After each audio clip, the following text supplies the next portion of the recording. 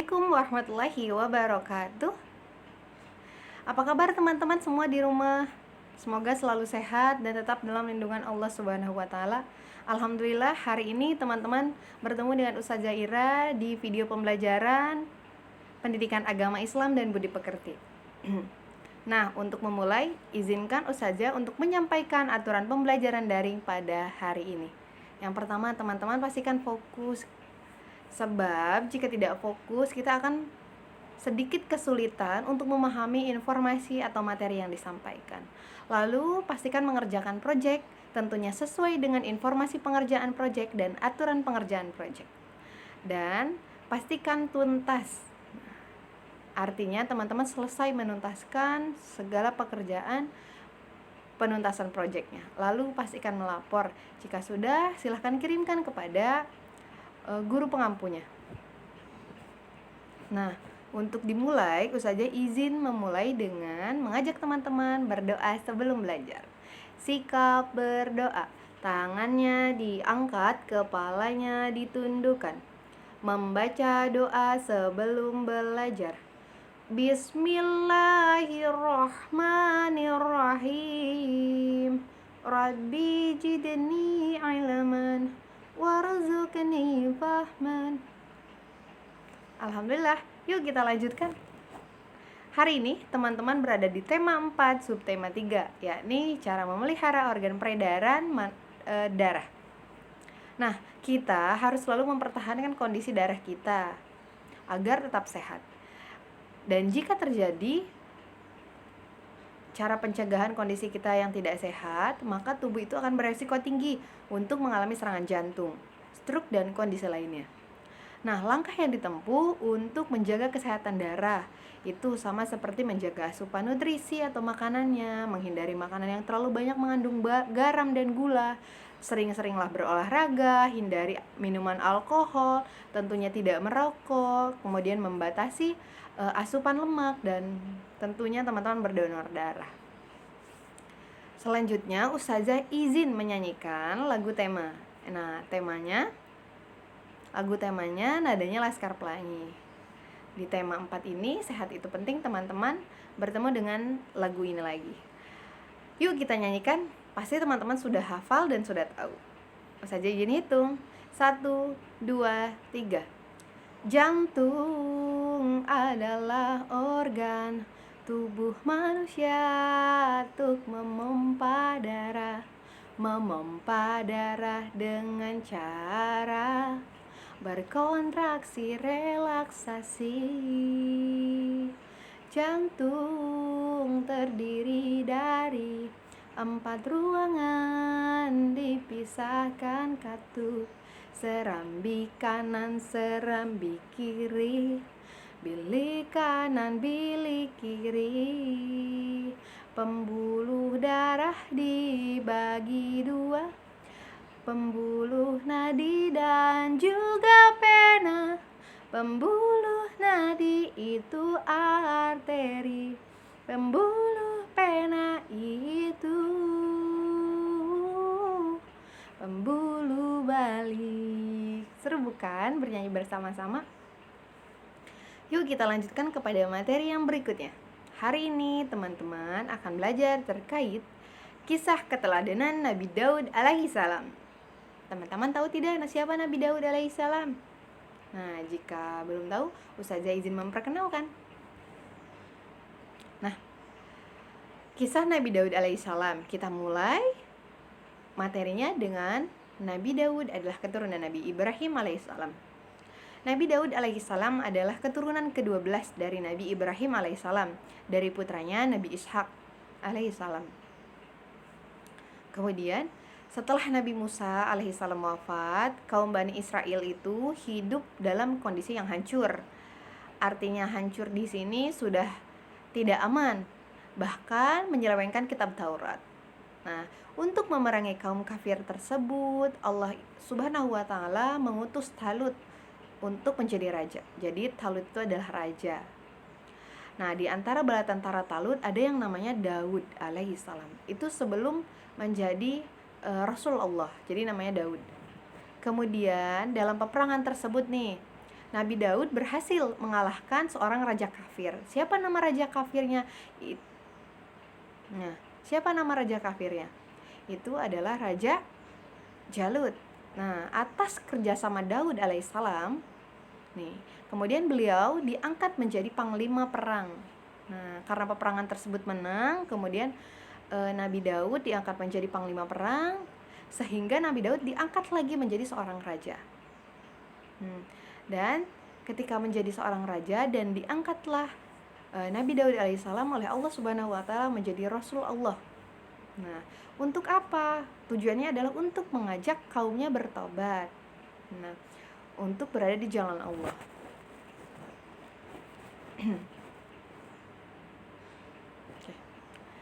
Kita ketahui bahwa setiap nabi memiliki mukjizat. Di setiap mukjizatnya memiliki perbedaan satu sama lain. Nah, yang harus kita ketahui, mukjizat itu tidak diberikan serta-merta kepada setiap orang, tapi kepada hanya orang-orang pilihan Allah.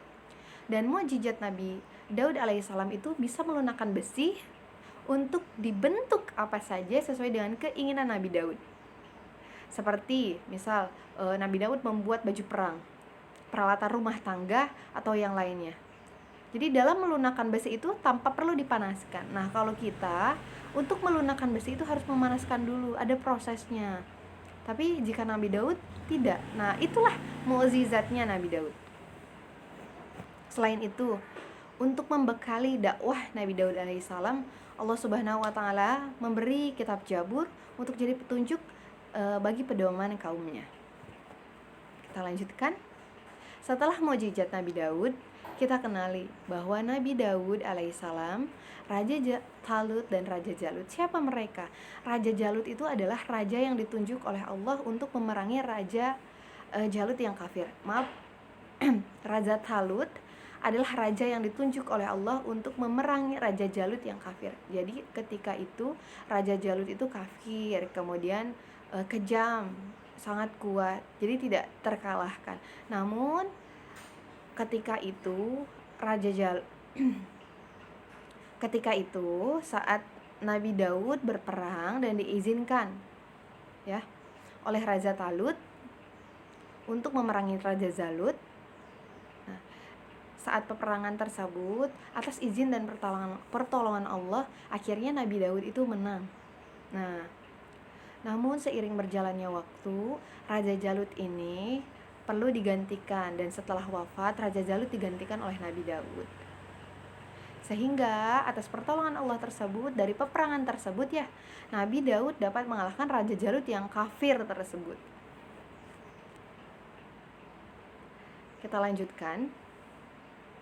Nah, selain itu, Nabi Daud alaihissalam juga merupakan seorang hakim yang adil. Kenapa tidak? Nah, Nabi Daud alaihissalam merupakan hakim yang adil. Jadi saat ada suatu kisah, Nabi Daud itu mendengarkan berbagai suatu masalah. Nah, Nabi Daud akan mendengarkan, dan bahkan Nabi Daud akan memberikan solusi, baik berupa hukuman, keputusan-keputusan yang sekiranya memang pasti adil, dan itu sesuai dengan petunjuk Allah Subhanahu wa taala. Apapun yang dikeluhkan oleh para kaumnya, Nabi Daud alaihissalam selalu ceritakan dan memohon petunjuk kepada Allah, sehingga apa yang diperbuatnya bisa memberikan kemaslahatan kepada kaumnya. Kita lanjutkan. Nah, Nabi Daud alaihissalam juga adalah seorang rasul dan raja. Nah, jadi setelah Jalut kan bisa dikalahkan saat berperangan. Kan Raja Jalut itu dia adalah raja yang kejam. Kemudian Nabi Daud berperang dengan Raja Jalut. Setelah berperang dan akhirnya Nabi Daud menang, setelah itu Raja Talut itu memberikan dan mengangkat Nabi Daud alaihissalam menjadi seorang panglima.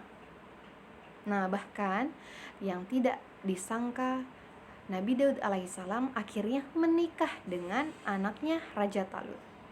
Setelah Talut wafat atau Raja Talut wafat, akhirnya yang menggantikan kepemimpinannya adalah Nabi Daud alaihissalam.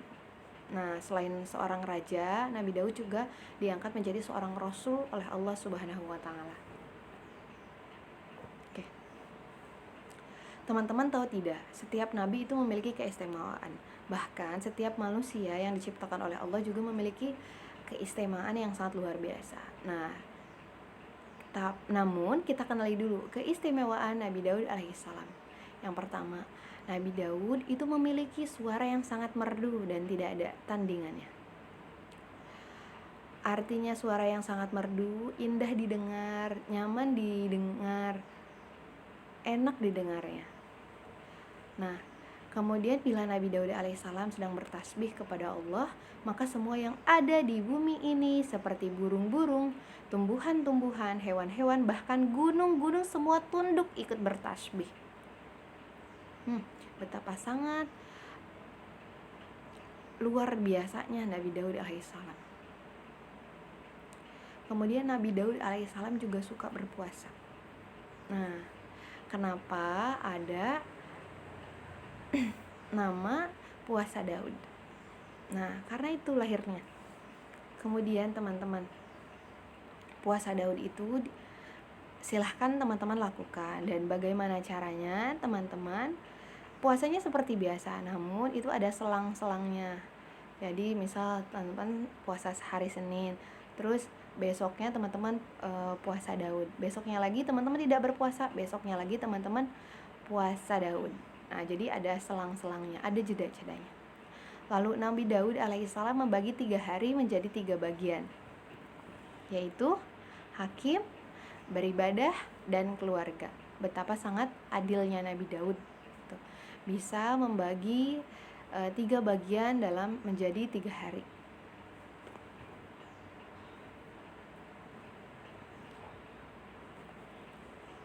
Yuk kenali apa itu kelebihan Nabi Daud alaihissalam. Sebenarnya kelebihan Nabi Daud itu sangat banyak, namun yang menjadi garis besarnya itu adalah 1. Nabi Daud sangat tekun beribadah. Kenapa tidak? Setiap Rasul Allah Subhanahu wa taala itu sangat senang beribadah. Kemudian Nabi yang adil saat menjadi hakim. Ya. Jadi tidak ada tekanan dari setiap kaumnya atau dari orang terdekatnya. Nabi Daud selalu memutuskan yang sesuai dengan petunjuk Allah Subhanahu wa taala atas setiap permasalahan kaumnya. Nah, kita kenali keteladanan Nabi Daud alaihissalam. Pertama, Nabi Daud itu kan rajin beribadah, puasanya, bertasbihnya, kemudian bisa menyelesaikan masalah dengan bijaksana dan berlaku adil kepada sesama. Jadi Nabi Daud tidak pernah melihat siapapun, baik itu saudaranya atau bukan. Namun Nabi Daud selalu mengupayakan untuk menyelesaikan permasalahan seadil-adilnya. Dan Ustaz izin pindahkan, Nabi Daud selalu memohon petunjuk kepada Allah Subhanahu wa taala. Tentunya setiap perkara yang kita perbuat pun yang menjadi kebingungan, kegundahan, kegelisahan kita, ada baiknya kita ceritakan dan curhatnya sama Allah. Kemudian selalu mengajak kepada kebaikan dan bersedia untuk diajak kepada kebaikan. Nah, itu pun yang harus kita lakukan, selalu mengajak orang lain kepada kebaikan dan selalu bersedia ketika diajak seorang kepada kebaikan. Kita lanjutkan. Nah, kesimpulannya teman-teman, Nabi Daud ini adalah keturunan ke-12 Nabi Ibrahim alaihissalam dari putranya Nabi Ishak alaihissalam. Nah, silsilahnya sudah sesuai. Kemudian Nabi Daud itu awalnya diangkat menjadi seorang raja setelah Nabi Talut wafat. Namun di sisi lain sebelum menjadi raja dia menjadi panglima besar, dan sebelum menjadi panglima besar dia berperang. Nah, di sana Allah memberikan mukjizat kepada Nabi Daud alaihissalam, bisa melunakkan besi, kemudian mendapatkan kitab Zabur dan menjadi pilihan Allah menjadi Rasul Allah. Betapa sangat teladannya Nabi Daud alaihissalam. Hari ini teman-teman, proyek teman-teman insya Allah mudah, teman-teman tidak perlu merasa kesulitan, silahkan step by step dikerjakan. Nah, proyek hari ini karena kita bercerita tentang Nabi Daud alaihissalam, Teman-teman, ceritakan kembali isi materi kisah Nabi Daud alaihissalam melalui video dan kirimkan pada Classroom. Nah, silahkan ceritakan sesuai dengan apa yang kamu tangkap dari informasi hari ini yang Ustazah sampaikan. Jika merasa kesulitan, kamu boleh bertanya kepada Ustazah.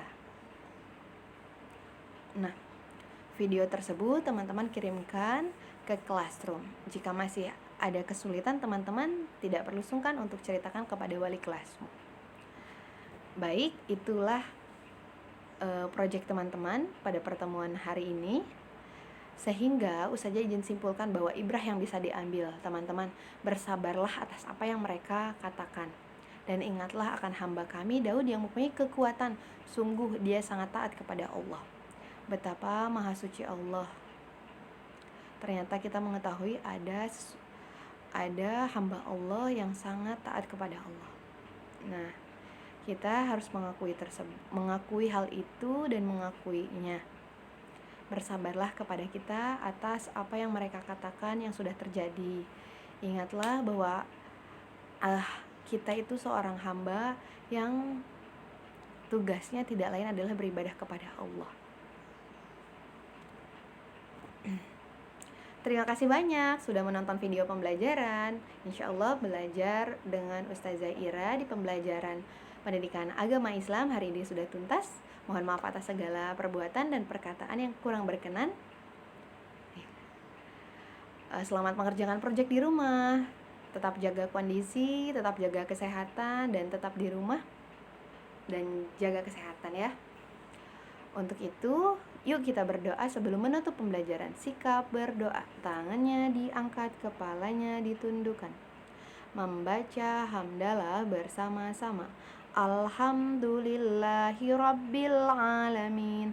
Segala puji bagi Allah Tuhan semesta alam. Terima kasih banyak. Sampai jumpa lagi. Wassalamualaikum warahmatullahi wabarakatuh.